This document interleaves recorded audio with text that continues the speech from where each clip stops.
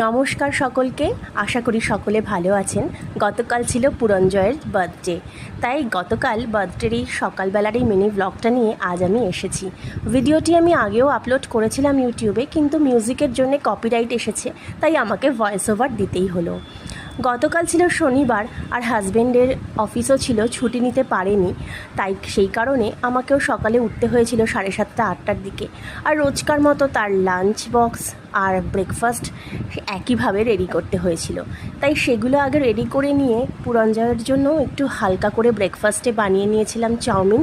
ও অবশ্য ম্যাগি দিয়ে চাউমিনটা খেতে বেশি ভালোবাসে, তাই একটু পেঁয়াজ সবজি দিয়ে ওর জন্য একটু ম্যাগি দিয়ে চাউমিন বানিয়েছিলাম।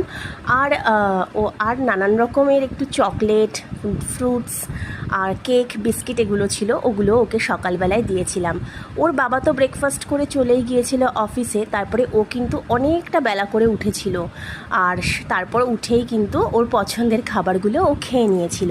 পুরঞ্জয় বেশিরভাগই ফ্রুটস খেতে ভালোবাসে, তাই ওকে ফ্রুটস কেটে দিলে ওর আর কোনো কিছুই চাই না। আর আমার কাছেও সারাদিন একাই ছিল, আমি আমার মতো কিছু টুকটাক কাজ করছিলাম, যেহেতু বিকেলে একটু ওর ফ্রেন্ডস এবং কিছু নেইবার্সরা এসেছিল, তাই জন্য একটু ঘরের ছোটোখাটো কাজ করছিলাম।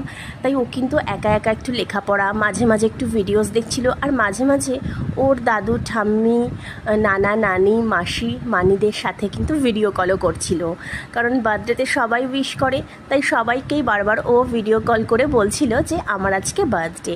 তো যাই হোক, পুরঞ্জয়ের জন্য লাঞ্চে খুব সামান্যই আয়োজন করেছি, ডাল, ভাজা, পটলের তরকারি আর মাছ আর চাটনি। আর যেহেতু পায়েস করার নিয়ম নেই, তাই একটু মিষ্টি দিয়েছিলাম। আর ও মোটামুটি খেয়ে নিয়েছে, আসলে সবজি থাকলে ও মোটামুটি খেয়েই নেয়।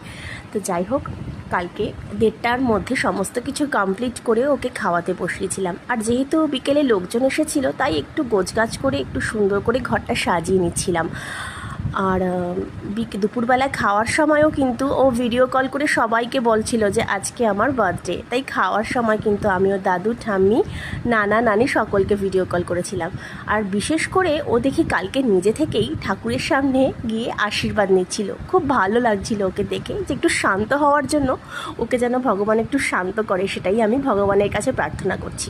আর যেন খুব ভালো মানুষ হয়, এই বলেই আমি এই ছোট্ট মিনি ব্লগটা শেষ করছি। এবং আপনারাও আশীর্বাদ করুন যেন ও অনেক বড় হয়। আবার আসবো নতুন একটা ভিডিও নিয়ে, আজ এখানেই বিদায় জানালাম।